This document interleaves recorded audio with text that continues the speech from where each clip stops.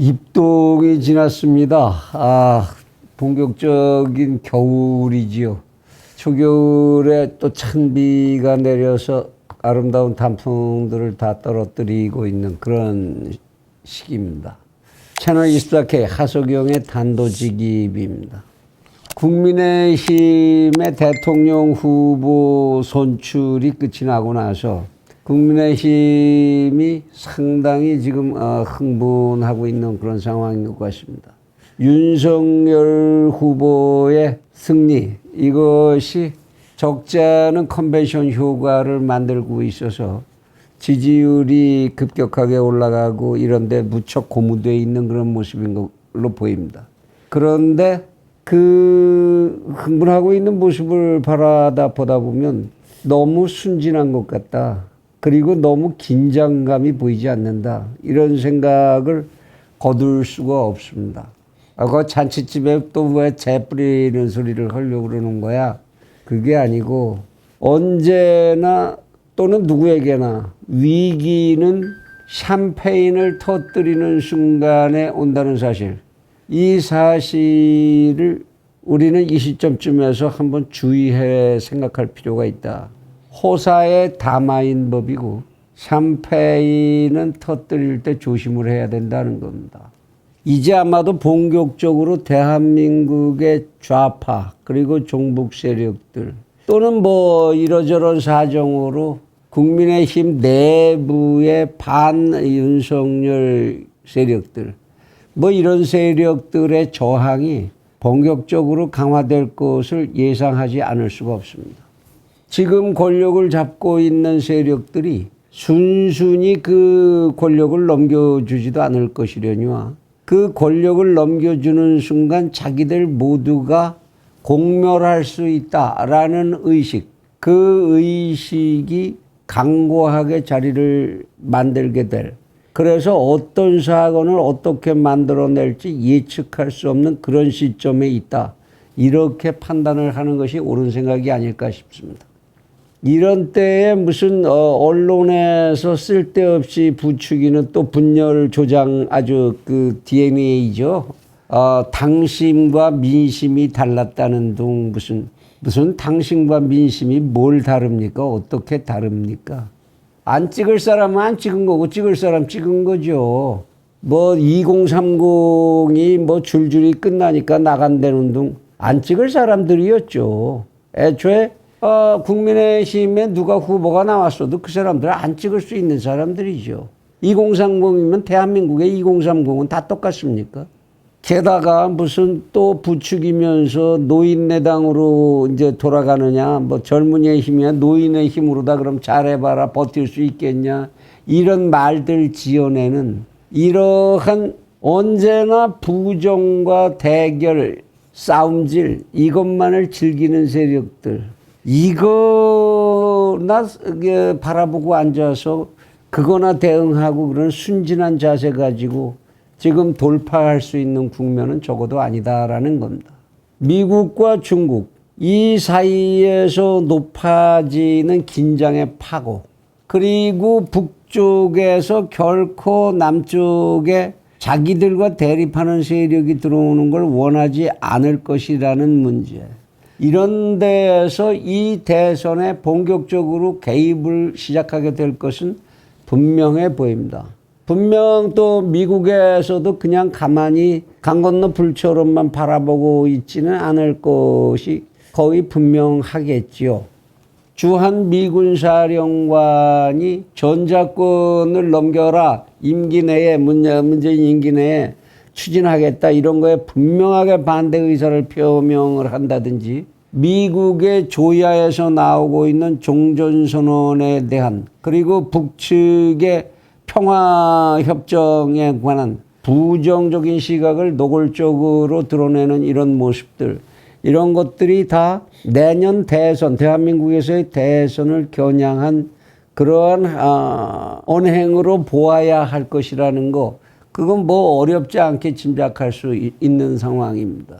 중국은 무슨 짓을 할지 모르지요. 뭐 댓글 부대를 동원하는 데 있어서도 엄청난 그 실력을 가지고 있는 게 사실이고, 그리고 우리 지난 4.15 총선에서 봤듯이 거기서 인쇄오는 뭐 인쇄용지부터 QR코드의 문제 모든 것에 개입 가능성이 그대로 존재하고 있는 상황이고, 그리고 이번 요소수 문제에서도 무언가 중국이 한국을 흔들기 시작하는 것 아니냐 이런 끼임새를 느끼게 됩니다.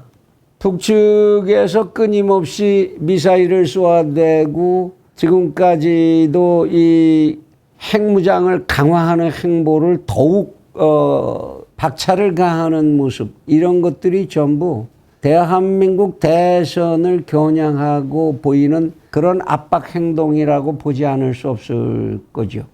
뿐만 아니라 채널 24K에서 한번 다룬 적이 있습니다만은 북쪽에서 넘어온 한 고위 북쪽의 그 보위부 간부했던 사람의 증언에서도 드러나듯이 대한민국에는 지금 무척 많은 간첩 세력이 활동하고 있다라는 문제, 이런 것들이 이제 본격적으로 그 실력을 드러내기 시작하게 될 거다. 이런 예측을 하지 않으면 안 되고, 따라서 지금 윤석열 후보 측에 여기서 대선에 대응하는 자세는 지금 보여주고 있는 것 같은, 이제 당무 집행권을 이걸 가지고 최고위원회를 주관을 하고 이러고 있습니다만, 벌써 모두에서부터 나오는 무슨 김종인의 컴백이니 뭐 전권을 달라 뭐 이준석 대표가 여기저기 다니면서 방송국에서 인터뷰하는 이런 내용들, 이런 식으로나 대응하고 있어서는 절대로 안 될 것 같다. 그런 생각을 좀 전하고 싶습니다. 지금이 이렇게 무슨 당 내부의 또 헤게모니 싸움으로 시간을 보내고 있어야 하고, 옛날에 걸쳤던 너절한 코트 다시 찾아서 걸쳐 입어야 하고, 광주나 쫓아가서 뭐 1박을 하겠다 이런 얘기할 그런 한가한 때냐 하는 겁니다. 지금 만일 선거 캠프를 이제 본격적으로 본선 캠프를 꾸려야 하고 당 조직을 정비해야 한다면, 지금까지 국민의힘이 보여주었던 그런 모습은 완전히 무덤 속에 묻어버리는 그런 자세, 그런 모습을 보여주어야 할 때가 아니냐는 겁니다. 누가 보더라도 참신하고 대단히 전투력 있는 그런 조직으로 보인다. 이런 황골탈퇴가 필요한 시점이 아니냐. 지금까지 해왔던 기성정치인들의 다섯 내세우고 뭐 이러는 입초수 속에서 나오는, 그래도 그 양반이 이런 식의 이야기, 그거 가지고 과연 이런 엄중한 사태를 넘어설 수 있겠느냐는 겁니다. 한비자의 얘기에 보면 이런 얘기가 나옵니다. 구맹주산이라는 말이 있죠. 한 술집 주인이 이제 술을 잘 담아서 잘 팔았는데 이게 안 와요. 벼랑간 손님들이 안 와. 그래서 이게 술이 전부 혀지게 됐어요.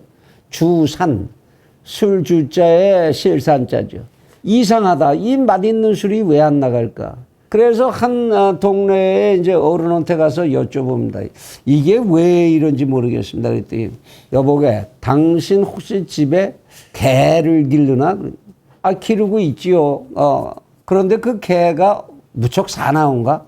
예, 그 녀석이 좀 사나운 편입니다. 그래, 그 사나운 개 때문에 사람들이 안 오는 거야.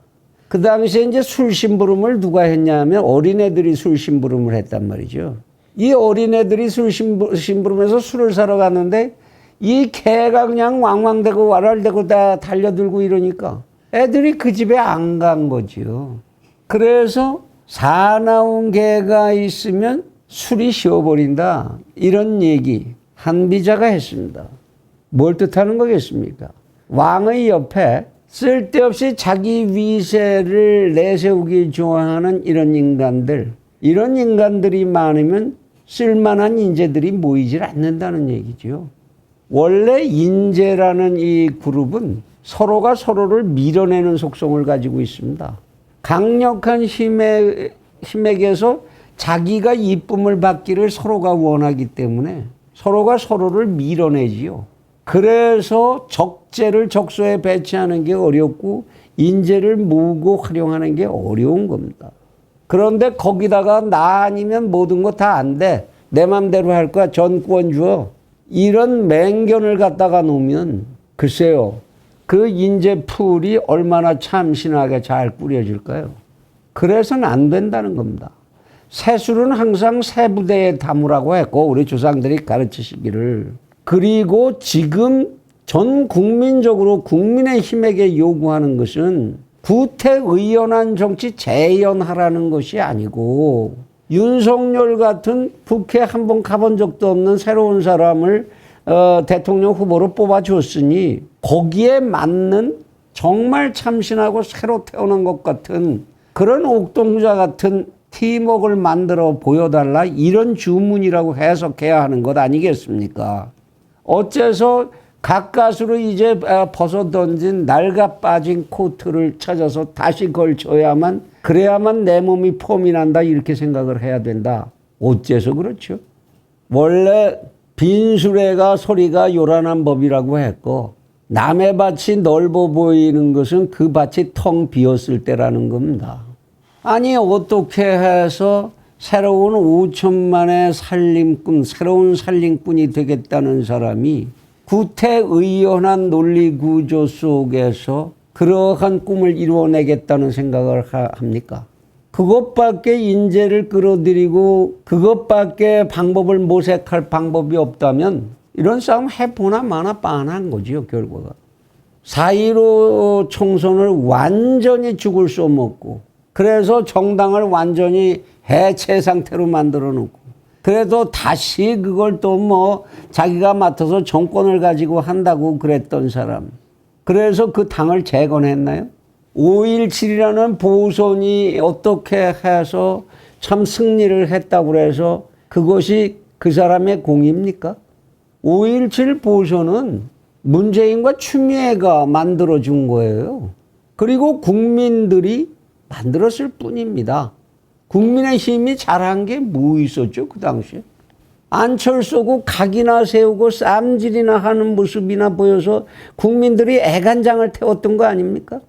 그랬다가 오세훈이가 어떻게 참 안철수를 잘 꼬드겨 들여서 안철수와 합치면서 모처럼 안철수가 보탬이 좀 됐던 그런 모습이 있었을 뿐이지요. 그러니까 결과가 좋으면 모든 게 다 내 공이다. 그 사람의 공이다. 뭘 잘한 게 있습니까 도대체. 그가 무슨 전략가입니까? 또 하나 만일 김종인 씨가 총괄선대본부장이 돼서 전권을 가진다. 정책 개발도 자기가 하겠다고 그러겠죠.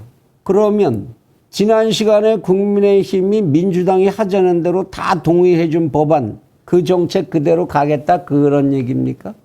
또 경제 민주화를 그럼 윤석열의 경제정책의 기본으로 하겠다 그런 얘기입니까?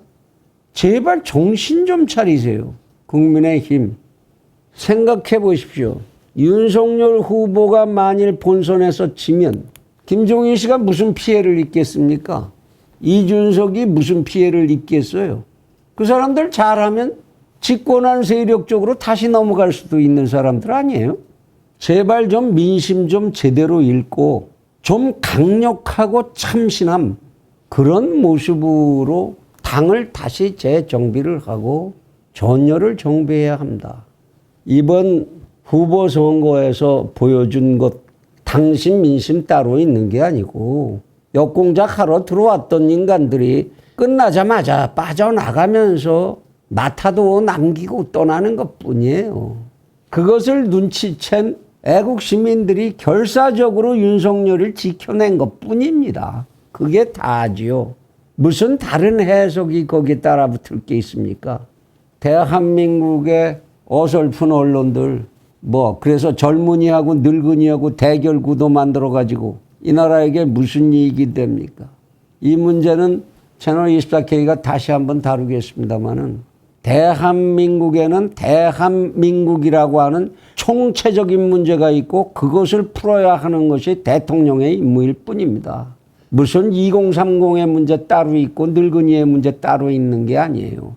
2030의 고민은 지가 늙었을 때 어떻게 살 것인가 때문에 생기는 것이고, 늙은이들의 고민은 자기가 살아온 시간을 어떻게 마무리할 것이냐에 그 문제가 있는 것입니다.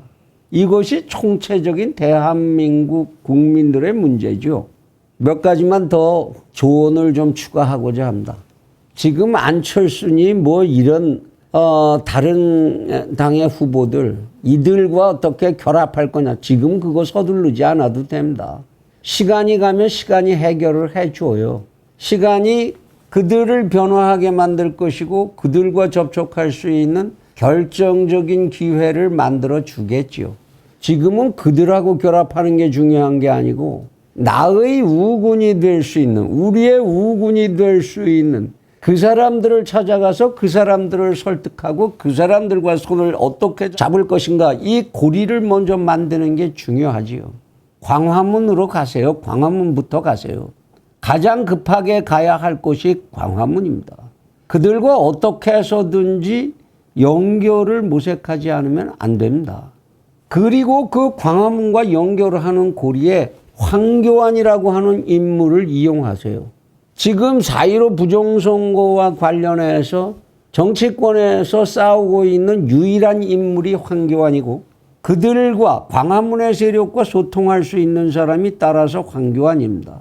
황교안 같은 인물을 그런 때에 확실하게 자기 위치를 갖게 해주면 그것이 당연히 우군에 도움이 되지요. 또한 4.15 총선의 부정의 문제는 집권을 하고 난 뒤에, 대통령 선거에서 이겨서 집권을 하고 난 뒤에 국회의 권력을 어떻게 재편하고 국회의 권력을 어떻게 대응해야 할 것인가를 결정하게 만드는 결정적인 키가 될 겁니다. 그것이 다음번 총선에까지도 영향을 미치게 될 거죠. 그래서 이 4.15 부정선거의 문제는 이번 대통령 선거의 부정을 막는다는 의미뿐만 아니라 다각도의 이러한 전략적 가치를 가지고 있는 겁니다. 이 문제를 이용해서 광화문과 결합하고 차기 총선까지도 내다보고 국회를 어떻게 핸들링할 수 있을 것이냐라는 문제를 해결하고, 이번 당장 앞에 있는 대통령 선거에서의 부정한 공작을 예방할 수 있고, 또 하나 이제 정책을 만드는 게 문제가 될 텐데, 제발 정책 만드는데 여태까지 써먹었던 용어들 가급적이면 다시 등장하지 않도록 하는 게 좋습니다. 대통령의 공약은 간결하면 간결할수록 좋습니다.